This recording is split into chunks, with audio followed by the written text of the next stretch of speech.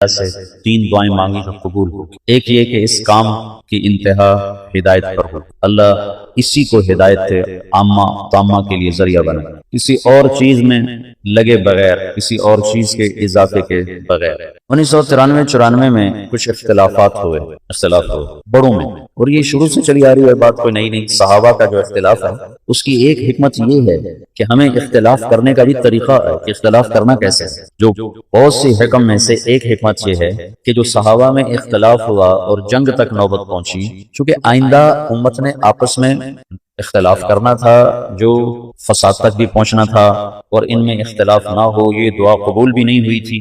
تو جب میرا کسی سے اختلاف ہوتے ہوتے لڑائی تک بھی چلا جائے تو اس میں مجھے کیا کرنا چاہیے؟ مثلا جب جمل کی جنگ میں حضرت علی کو فتح ہوا تو مفتوح پر غصہ بھی ہوتا ہے اور طاقت بھی حاصل ہو چکی ہوتی ہے، تو فاتح بے دریغ خون بہاتا، تو آپ نے فرمایا کہ نہ کسی بھاگنے والے کو قتل کیا جائے، نہ اس کا پیچھا کیا جائے، اور نہ مال جو چھوڑ گئے ہیں اسے لوٹا جائے، نہ اسے مال غنیمت بنایا جائے۔ یہ کتنا بڑا درس ہے، کتنا بڑا سبق ہے۔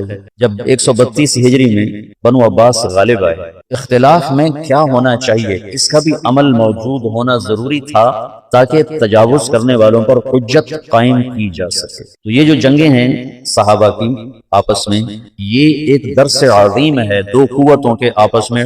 ان طائفتان من المؤمنین اقتتلوا، خود اس میں اشارہ ہے کہ یہ ہوتا رہے گا۔ تو علی بن عبداللہ جو تھا ابو جعفر کا چچا، اس نے جب دمشق فتح کیا تو بنو امیہ کی جو موجودہ نسل تھی اس کا جرم تو نہیں تھا بنو ہاشم کو قتل کرنا، وہ تو ذوف کے زمانے میں پکڑے گئے، انہوں نے معافی مانگی تو اس نے ان کو معاف کر دیا۔ پھر ایک شاعر آیا اور اس نے آ کر امام زید بن زین العابدین کے قتل کا واقعہ اشعار میں بیان کیا، جو ہشام کے زمانے میں شہید کیے گئے، پھر ان کی لاش کو سولی پہ لٹکایا گیا۔ تو یہ حضرت زین العابدین کے بیٹے ہیں، ان کی والدہ سندھی تھی، سندھ کے لونڈیوں میں وہ آئی تھیں، اس سے وہ تھے۔ تو جو زیدی شیعہ ہیں جو یمن میں ہیں، وہ امام زید کے پیروکار ہیں، وہ صحابہ کو برا نہیں کہتے، اور اہل سنت والجماعت کے قریب ترین ہیں، قریب ترین، زیادہ سے زیادہ ان پر فسق کا حکم لگتا ہے یا مبتدع بعض چیزیں۔ اس نے وہ واقعہ اشعار میں جو بیان کیا تو 50 نوجوان تھے بنو امیہ کے اس وقت علی بن عبداللہ کے دسترخوان پر مدعو، تو اس نے ایک دم ان کے قتل کا حکم دیا، پھر ان کی لاشوں کو جوڑ دیا، پھر اس کے اوپر دسترخوان بچھایا، پھر ان کی لاشوں پہ بیٹھ کے کھانا کھایا، اوروں کو بھی بٹھایا، خود بھی۔ نیچے ابھی کچھ مرے تھے، کچھ میں جان رمق واقعی تھی، وہ سسک رہے تھے، کراہ رہے تھے، اور وہ اوپر دسترخوان بچھا کے کھانا کھاتا رہا اپنے شرکاء کے ساتھ۔ حمص جب فتح کیا بنو عباس نے تو ان کا جو سالار تھا وہ شہر میں داخل ہوا تو رات کو گھر گھر سے رونے کی آواز آ رہی تھی۔ اس نے کہا یہ کیسی آواز ہے؟ کہا جن کے افراد جنگ میں قتل ہوئے ان کے بچے بیویاں مائیں رو رہی ہیں، کہا ان کا رونا بھی بند کیا جائے۔ تو اس نے ہر گھر میں گھس کر اس کے سپاہیوں نے عورتوں کو بھی قتل کر دیا، بچوں کو بھی قتل کر دیا، ماؤں کو بھی قتل کر دیا، بیویوں کو بھی۔ اب یہ پکڑے جائیں گے کہ ان کو معلوم تھا کہ جب آپس کا اختلاف ہو تو کہاں تک تلوار چلتی، حجت قائم کر دی گئی۔ یہ حجت نہ ہوتی تو پھر کوئی کتنا بھی دور جا سکتا تھا۔ تو جب اختلاف ہوا 1993 میں تو مجھے ڈر لگا، وہ اتنا شدت اختیار کر گیا تو مجھے ڈر لگا کہ شاید مولانا الیاس صاحب کی دعا کی قبولیت ہے کہ نہیں ہے کہ نہیں ہے۔ لیکن اللہ نے اس فتنے کو ایسے ختم فرمایا اور دعوت کی محنت کو پھر ایسے اٹھایا کہ جیسے اختلاف کوئی نہیں تھا۔ دوسری دعا یہ مانگی کہ اس کی شکل کوئی نہ تبدیل کر سکے، جو کرنا چاہے گا نہیں کر سکے گا، یہ اسی شکل کے ساتھ چلے۔ کل بات میں نے کی تھی کہ کچھ اوامر اپنی شکل کے ساتھ منسوس ہیں اور کچھ اپنی ذات کے ساتھ منسوس ہیں، شکل کے ساتھ ہیں، جیسے فَاسْأَلُوا أَهْلَ الذِّكْرِ إِن كُنتُمْ لَا تَعْلَمُونَ وَتَعَاوَنُوا عَلَى الْبِرِّ وَالتَّقْوَىٰ وَلَا تَعَاوَنُوا عَلَى الْإِثْمِ وَالْعُدْوَانِ، اور ایسے بے شمار۔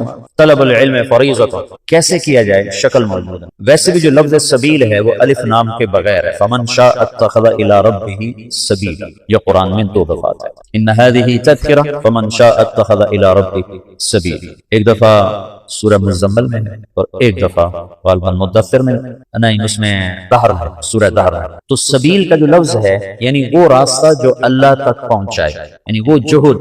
ویسے تو نماز، روزہ، حج، زکات یہ اعمال ظاہر ہیں جن کے ذریعے سے آدمی اللہ کو پاتا ہے۔ محنت کا وہ طریقہ جس سے یہ اعمال زندگی میں آئیں اور اللہ کی پسندیدہ زندگی انسان اپنا لیں، وہ ایک نہیں ہے، کئی ہیں۔ فمن شاء اتخذ الى ربه سبیلا، اگر اس پر ہوتا السبیلا تو پھر ایک ہی راستہ، جب ہو گیا سبیلا تو راستے مختلف ہو گئے۔ جب میں نے 1999 میں یہ شروع کیا یہ طرز تعلیم، تو میرے ساتھیوں نے میرے اوپر بڑے اعتراض کہ یہ سلف کے راستے سے ہٹ کر ہے۔ تو میں نے ان سے کہا اللہ کے نبی نے کہا ہے من سلک طریقا یلتمس فیہ علما، تم طریق پر الف لام لگا دو تو پھر ایک ہی راستہ ہے، اور اگر شارع نے خود الف لام نہیں لگایا تو یہ اس بات کی طرف اشارہ ہے کہ علم لینے کے لیے ایک راستہ نہیں ہے، بے شمار راستہ۔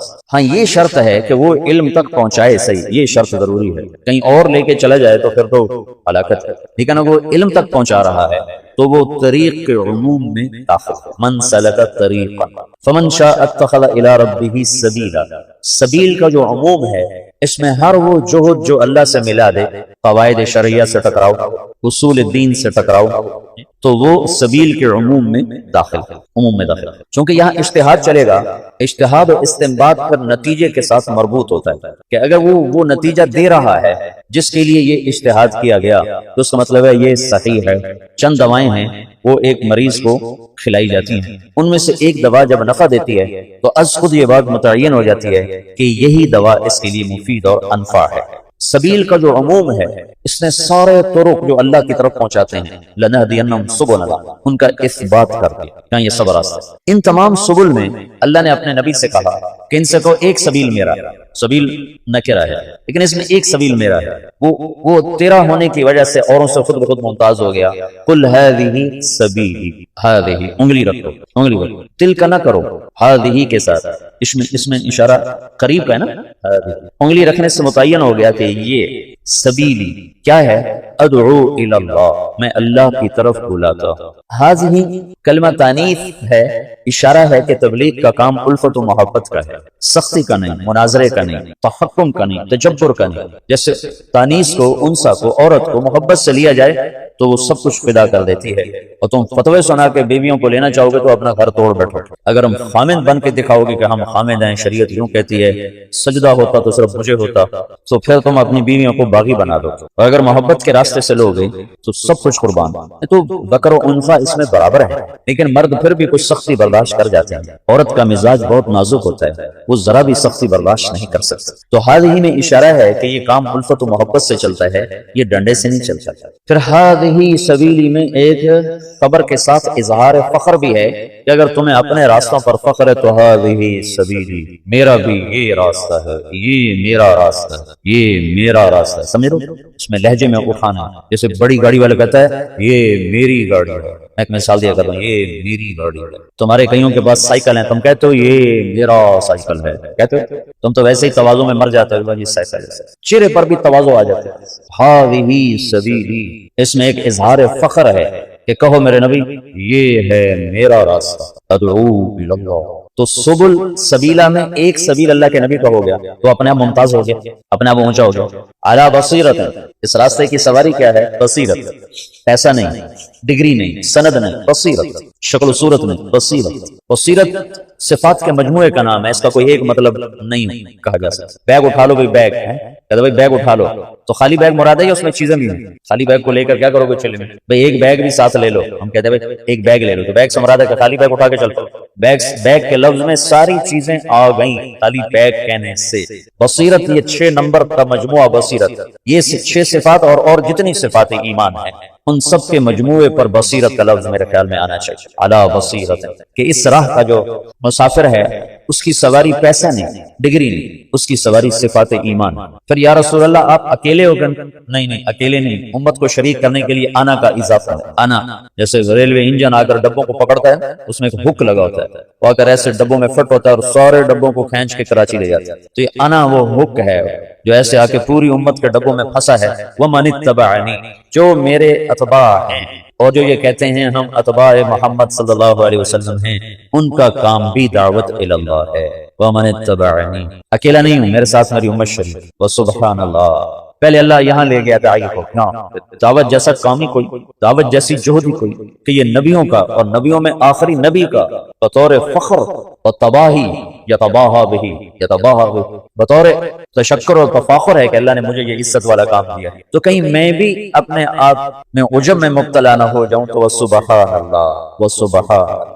سبحان اللہ کا مطلب کیا ہے کہ اللہ تیری طرف بلانے کا حق کون ادا کر سکتا؟ تو سبوح قدوس، میں عبد ضعیف، میں تیری تقدیس و تحمید و تحلیل و تکبیر اور تیری طرف بلانے کا حق میں کہاں ادا کر سکتا ہوں؟ سبحان اللہ کی تنزیح اور اپنا اعتراف تقصیر کہ اللہ میں مقصر ہوں، میں معترف ہوں، ابوء لک بنعمتک علی و ابوء بذنبی وسبحانک، کہ میں بڑا نہیں ہوں، کام بہت بڑا ہے اور میں اس کا حق ادا نہیں کر سکتا، اور اس جہد کی ادائیگی میں کس مقام پر کھڑا ہوں؟ وما انا من المشرکین، میں 33 نمبر پر کھڑا ہوں، 33 نمبر۔ آپ میں پاس والا کتنے نمبر پر؟ کم رکھو 42۔ جو لڑکا 40 نمبر لیتا ہے وہ کوئی زیادہ خوش نہیں ہوتا ہے، نہ ہی اس کے استاد اس پہ خوش ہوتے ہیں، نہ وہ اپنی ذات میں خوش ہوتا ہے، نہ اس کے ساتھیوں میں وہ کوئی قابل فخر ہوتا ہے۔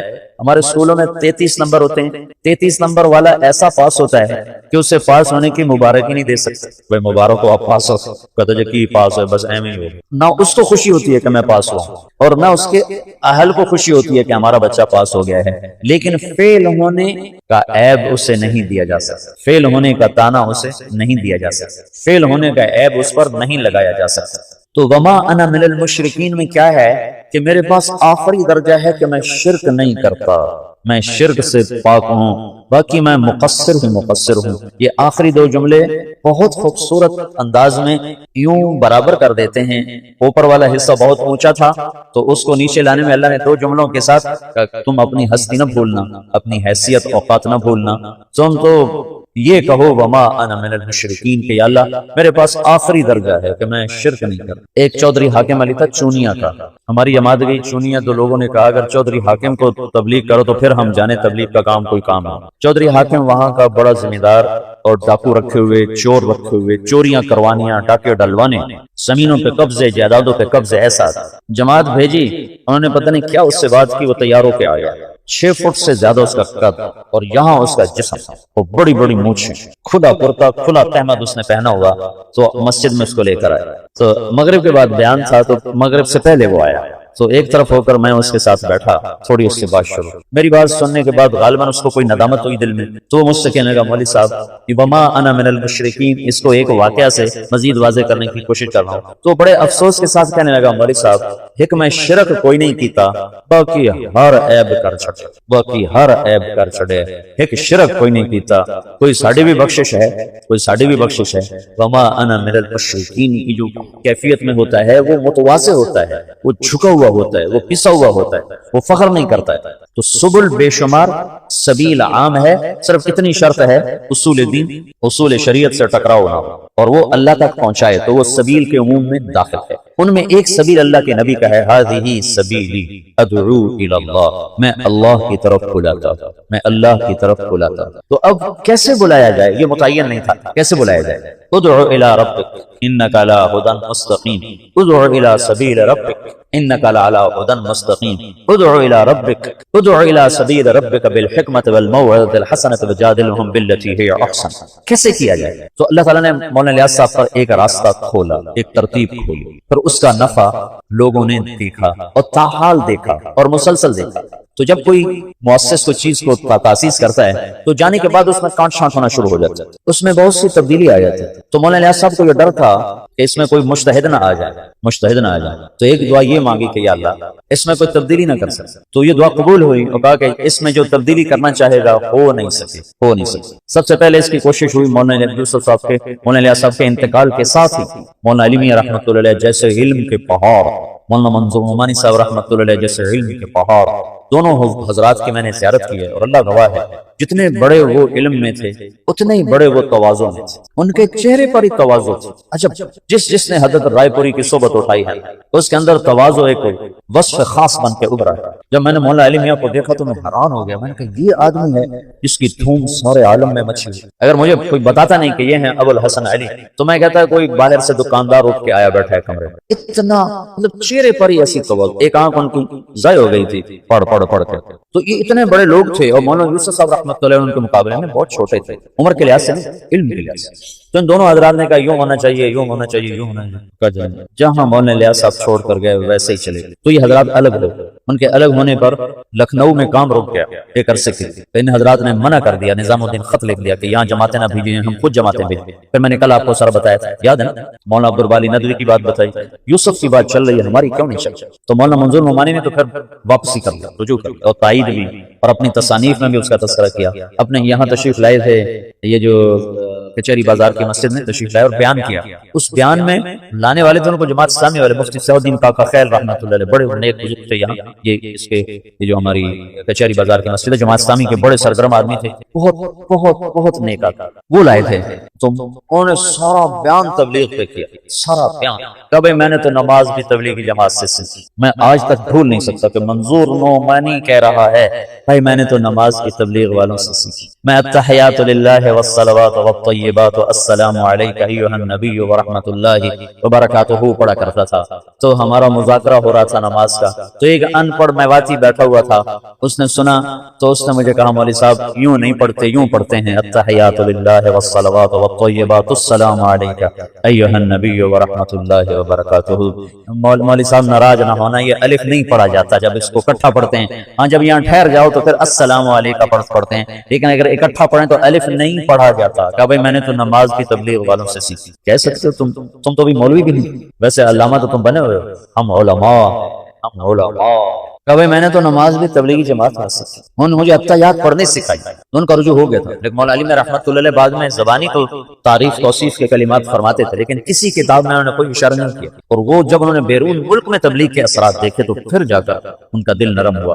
اچھا وہ تو خارجی حیثیت تھی، 1996 97 98 میں تبلیغ کے روح رواں لوگوں نے تبلیغ کے نظام کو بدلنے کی کوشش، روح رواں جن پر تبلیغ گھوم رہی تھی، جو وہ اور تبلیغ ایک ذات بن جائیں، ان لوگوں نے اس کو بدلنے کی کوشش اور سارا زور لگا دیا۔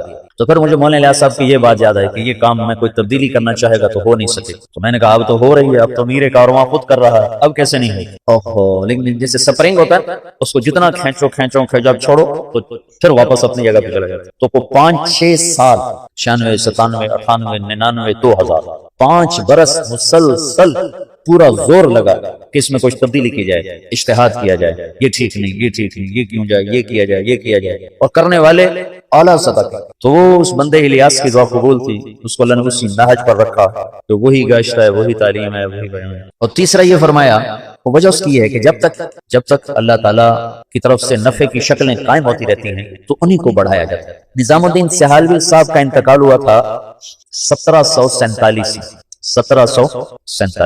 ہم نے بہت کچھ بدلا، لیکن ابھی بھی زیادہ انہی کی صرف ابتدائی عربی کا نصاب بدلا ہے، قدوری نظام الدین سہالوی کی تجویز کردہ ہے، اور ہدایہ نظام الدین سہالوی کی تجویز کردہ ہے، اور اوپر والی اصول فقہ، اصول حدیث کی کتابیں ساری ان کی تجویز کردہ ہیں، اور یہ احادیث کی کتابیں ساری انہی کی تجویز کردہ ہیں۔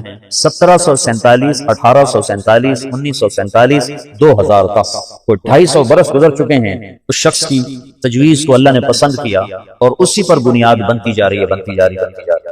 تو جب تک کوئی چیز نفع پہنچا رہی ہوتی ہے تو اللہ تعالیٰ اس کو باقی رکھتا ہے، کیونکہ دین کو اللہ نے باقی رکھنا ہے، اور جب اس کے نفع گھٹنا شروع ہوتا ہے تو از خود اس میں تبدیلی آنی شروع ہو جائے۔ تو مولانا الیاس صاحب نے اللہ سے یہ مانگا، اللہ نے ان کو دیا۔ تیسری بات یہ تھی جو مخالفت کرے گا ہلاک ہو جائے گا، جان بوجھ کر جو مخالفت کرے گا اللہ اس کے ٹکڑے ٹکڑے کر دے گا، اس کے ٹکڑے ٹکڑے کر دے۔ ایک دلیل کی وجہ سے مخالفت کر، وہ تو کتنی بڑی فتویٰ دے دے پھر بھی اس کو ہم معذور سمجھیں گے کہ دلیل سے بات کر رہا ہے، لیکن جاننے کے بعد کوئی مخالفت کرے گا تو اللہ اس سے ہلاک کر دے۔ تو یہ کتنا بے جان سا گشت نظر آتا ہے تمہارا۔ ایسے ہی ہر مسجد کا حال ہے، تبلیغ والے 50، گشت کرنے والے 5، اور تبلیغ کا متعارف 2000 اور بیٹھنے والے بیان میں 30۔ یہ آپ سارے فیصل آباد میں جاؤ، آپ کو ہر مسجد میں گشت نظر آئیں گے، تھکے ہوئے، مرے ہوئے، بولنے والے بول رہے ہوتے ہیں کہ جلدی سے کہیں قل بولو کون کون تیار۔ چونکہ آگے بیٹھنے والے جو سارے مراقبہ میں بیٹھے ہوتے ہیں تو بیچارہ بولنے والا کیا بولے، سارے جو سر جھکا کے بیٹھے ہوتے ہیں تو بولنے والے کی ویسے ہی ہمت ختم ہو جاتی ہے۔ تو دیکھنے میں یوں نظر آتا ہے کہ یہ کیا مرے مرے گشت ہیں، اس سے تو کچھ بھی نہیں ہونا چاہیے، لیکن جب اجتماع ہوتا ہے تو لوگ کہاں سے آ جاتے ہیں؟ جب ہم دنیا میں پھرتے ہیں تو وہاں اس کے اثرات کیسے نظر آ جاتے ہیں ساری دنیا میں۔ میں یہاں یہ پیچھے عصر کے بعد چل رہا تھا، 3 نوجوان آئے، میں نے کہا کہاں سے آئے؟ بھائی ہم اسپین سے آئے۔ میں یہ سمجھا یہ اسپین سے آئے ہیں، اسپین، ہسپانیہ، اٹلی، یہ فرانس کے ساتھ تو مجھے یہ میں نے کہا پاکستان میں کہاں ہوگا؟ یہ گجرات ہے. تو میں یہ سمجھا کہ یہ ان پڑھ لوگ ہیں مزدور، تو اسپین کو اسپینے کہہ رہے ہیں، پنجاب میں اسپینش جو ہیں اسپینش. اس میں میں ناروے گیا تو ایک ہماری وہاں رشتے میرے ماموں کی بیٹی رہتی ہے، تو کہنے لگی ویکھیا ساڈا ناروا. میں کہا ویکھ لیا ناروا. ویکھیا ساڈا ناروا. میں کہا ویکھ لیا تیرا ناروا. میں یہ ان پڑھ ہیں تو یہ اسپین کو اسپینے کہہ رہے ہیں. لیکن پھر مجھے خیال ہے، میں نے کہا بھائی کہاں سے آئے ہو؟ کہا جی اسپینے سے آئے. پھر ان کا اسپینے سے. پھر مجھے شرم آئی کہ میں ان کو ٹوکوں، پتہ نہیں یہ غلط کہ میں غلط. میں نے تیسری دفعہ کہا، میں نے کہا کہاں سے آئے ہو؟ تو وہ سمجھ گئے کہ ان کو پتہ نہیں چل رہا. تو کہنے لگے مولانا صاحب اسپینے ایک جزیرہ ہے جو جاپان سے بھی اوپر ہے، جاپان کے اوپر امریکہ کے تابع، ہم وہاں سے آئے ہیں. وہاں سے جاپان سے 3 گھنٹے کی فلائٹ ہے. تو میں نے کہا ادھر کدھر آ گئے؟ میرے پاس کیسے آ جائے؟ کہا جی آپ کی کیس نے وہاں بھی چل گئی. ادھر کیسے چل گئی؟ کہا ادھر تبلیغ کا کام ہو رہا. میں نے کہا وہاں کون پہنچ گیا؟ پاکستان سے. تو میں آج پہلی دفعہ اسپینے کا نام سن رہا ہوں. کہا جی آسٹریلیا سے جماعتیں پہنچی وہاں چلے چلے، کیونکہ آسٹریلیا وہاں سے قریب ہو جاتا ہے. آسٹریلیا سے وہ جزیرہ کچھ 4 گھنٹے کا جہاز بن جاتا ہے. کہا جی آسٹریلیا سے جماعتیں ہمارے پاس آئیں، ہماری ساری راتیں کلب میں گزرتے تھے، ناچ گانے میں گزرتے تھے. اور وہاں بہت بڑی جامع مسجد ہے اور اس میں کوئی 1 لاکھ کی آبادی ہے، 10-15 ہزار مسلمان ہیں. اب ان کی راتیں کلب کی بجائے مسجد میں گزرتی. اور ہمارے امام صاحب ہیں بنگالی، وہ کہیں سے آپ کی کیسٹیں لائے تھے جب بنگلہ دیش گئے تھے، تو اس کے بعد سے آپ کی کیسٹیں وہاں بہت چل رہی. اور آس پاس جتنے جزیرے ہیں سب میں تبلیغ کا کام ہو رہا. اب بتاؤ کوئی مدرسہ یہاں تک پہنچ سکتا ہے؟ کوئی خانقاہ یہاں تک پہنچ سکتی؟ اور دیکھنے میں یہی گشت تمہیں نظر آ رہے ہیں. تم بادیوں نظر میں دیکھو گے تو کہو گے یہ کیا ہے. خود اپنے آپ کو بھی کئی دفعہ خیال آتا ہے. لیکن جو چیز اللہ کے ہاں قبول ہو جاتی ہے اس کے اثرات بارش کے قطروں کی طرح آہستہ آہستہ آہستہ پڑتے رہتے ہیں اور بات آگے چلتی رہتی ہے. سارے عالم کے انسانوں تک اللہ تعالیٰ نے اپنے پیغام کو پہنچانے کی ایک شکل قائم فرما دی. تو میرا یہ جی چاہتا ہے کہ تم انشراح صدر کے ساتھ اس میں چلو. یہ صفات کو سیکھنے کی محنت ہے. اگر تو تبلیغ کا کام صرف تقریر کی محنت ہے پھر تو تم میں سے کسی کو جانے کی ضرورت. اگر معلومات کی محنت ہو پھر بھی تمہیں جانے کی ضرورت نہیں کہ تمہیں تبلیغی معلومات ساری حاصل ہے. تم 6 نمبر پر تقریر کر سکتے ہو، تم بعض بچے بہت اچھی کر سکتے ہوں، لیکن یہ ان 6 صفات کو اندر اتارنے کی اور پورے عالم میں پہنچانے کی محنت ہے. اور ابھی پاکستان میں بھی ایک بے بہاؤ خلقت ایسی پڑی ہے جو تبلیغ کے کام سے ناآشنا ہے، جنہیں پتہ ہی کوئی نہیں تبلیغ کیا کام. اور سارا عالم تو پھر سارا عالم یہ ایک رخ. دوسرا رخ میری ذات سے متعلق ہے کہ میں خود ان ایمانی صفات میں آگے بڑھنا چاہتا ہوں. صرف میں تقریر کے لیے یقین کی کلمے کی بات کرنا تقریرن نہیں ہے، قلبن چاہتا ہوں. نماز پہ صرف بولنا نہیں ہے، نماز پڑھنا چاہتا ہوں. علم پہ صرف تقریر نہیں ہے، علم کا تاثر چاہتا ہوں. ذکر پہ صرف بیان نہیں ہے، میں ذاکر بننا چاہتا ہوں. اخلاق پہ صرف گفتگو نہیں ہے، میں اخلاق والا بننا چاہتا ہوں. اخلاص کے صرف نقطے بیان کرنا نہیں ہے، میں مخلص بننا چاہتا ہوں. تبلیغ کی صرف قرآن و حدیث سے دلیل دینا نہیں ہے، میں تبلیغ والا بننا چاہتا ہوں. مولانا الیاس صاحب فرماتے تھے میں اس کام سے 2 باتیں چاہتا ہوں، ایک اندر ایک باہر. اندر یہ چاہتا ہوں کہ اللہ پر مر بیٹھنے کے سوا ہر جذبہ ختم ہو جائے، اور باہر یہ چاہتا ہوں کہ اللہ کے نام کو لے کر دنیا کے آخری کنارے تک پہنچنے کی شکلیں قائم کیجیے. تو کلمے کا جو یقین ہے یہ تو ہم مدرسے میں نہیں پڑھاتے، ہم تو کلمے کی لغوی چیز آپ کو بتاتے. تمہارے استاد شیخ رمزی فرما رہے تھے کہ ان کے استاد صاحب نے لفظ اللہ پہ 1 مہینہ تقریر کی دارالعلوم میں. 1 مہینہ. یہ مشتق ہے، یہ جامد ہے، کہ پتہ نہیں الف لام کون سا ہے، اور یہ ولیہ سے ہے علیہ سے ہے. تو مدرسے میں تو یہ بتایا جائے گا، لیکن اللہ دل میں حرارت پیدا کرے یہ مدرسہ نہیں بتا سکتا. نہ یہ مدرسے کی زبان ہے کہ وہ تمہیں ایسے اللہ بتائے کہ دل دماغ تمہارا ہل کے رہ جائے اور پر ہو جائے اس کی محبت سے. تبلیغ اللہ کی محبت تک پہنچنے کے لیے پہلے نمبر کی دعوت سکھاتی. پہلا نمبر بولو. بولنے میں تم انتظار کرو کہ میرا بیان رکھا جائے. اور میں تمہیں بار بار کہہ رہا ہوں بیان کے شوقین نہ بننا ورنہ مجھے بدنام کرو. میں پہلے بدنام ہوں تبلیغ میں، تم اور نہ مجھے بدنام کرنا کہ تم بیان کے لیے آگے آگے ہو جاؤ کہ میرا بیان رکھو، میرا بیان. پیچھے پیچھے رہو، پیچھے پیچھے رہو. طے ہو جائے کرو، نہ ہو تو کوشش نہ کرو کہ میرا بیان. ہاں انفرادی دعوت سارا دن دو. یہ ابھی آخری سال کے بچوں کو میں بتا رہا ہوں کہ جب میری شادی ہوئی تو اس کے بعد رائمنڈ جانا مجھے لگے جیسے میں تھانے پہنچ گیا. دل ہی نہ لگے، اتنی وحشت ہو. گھر چھوڑنے کی وحشت میری ختم ہو گئی تھی. جب میں 11 سال کا تھا تو میرے ماں باپ نے مجھے لاہور داخل کرا تھا، تو وہ 2-3 سال میں روتا رہا گھر کی یاد میں. پھر میرا دل سخت ہو گیا، نہ ماں یاد آتی، نہ باپ یاد آتا، نہ گھر یاد آتا. لیکن جب شادی ہوئی تو پھر دوبارہ گھر یاد آنے لگا، بیوی یاد آنے لگی. تو میں جب فیصل آباد سے رائمنڈ جاتا تھا تو میں اپنا علاج کرتا تھا. اپنا علاج میں مسجد میں چلا جاتا اور میرا دل نہیں کر رہا ہوتا تھا میں کسی سے بات کرتا. اور میرا دل نہیں کر رہا تھا کہ میں کسی کے ساتھ بیٹھ جاؤں، لیکن میں زبردستی اپنے آپ کو مسجد میں لے جاتا۔ اس وقت میں اتنا مشہور نہیں تھا تو مجھے بیٹھنا کوئی مشکل نہیں تھا، تو میں کسی کونے میں بیٹھ کر ایک آدمی کو پاس بٹھا کر اس کو دعوت دینا شروع کر دیا، پھر وہ اٹھا، پھر دوسرے کو اس کو دعوت دینا، وہ اٹھا، میں کوئی 2-2.5 گھنٹے دعوت دیتا تھا تو میرے دل پر جتنا گھر کا تاثر ہوتا تھا وہ ظاہر ہو جاتا تھا۔ پہلے نمبر میں یہ موضوع ہے کہ میں اپنا یقین بدلنا چاہتا ہوں، یقین بدلنا ہے، صرف تقریر کا معنی یقین بدلنا ہے۔ یقین مثل خلیل آتش نشینی، یقین اللہ مستی خود گزینی، سنے تہذیب حاضر کے گرفتار، غلامی سے بتر ہے کہ یقین، یقین بدلنا ہے۔ تو اس کو سنو سناؤ، سنو سناؤ،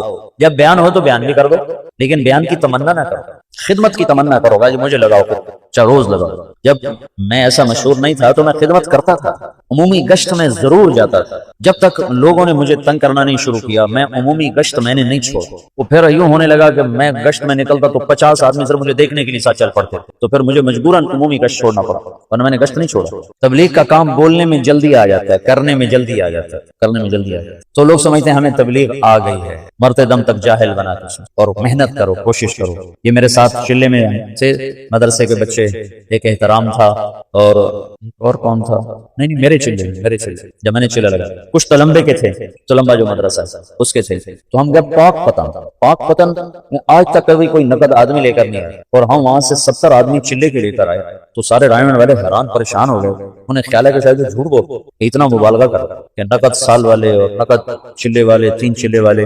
تو یہ سارے نوجوان، وہ 2 لڑکے تلمبا کے تھے، ایک یہ احترام تھا یہاں کا، یہ رات 2-2 بجے تک گشتیں کرتے رہتے، اور کبھی ایسا بھی ہوا کہ عشاء کے بعد گیا اور فجر کی نماز پہ واپس آئے۔ بیانوں سے نہیں، لوگ 70 تیار ہوئے چلے گئے، یہ کشتوں سے تیار ہوئے، تو بڑی خوشی ہوئی کہ ایسی جان مارنے والے موجود ہیں جن کی محنت سے، تمہاری محنت سے ایک آدمی بھی ہدایت پہ آ جاتا ہے، تمہارے لیے کافی۔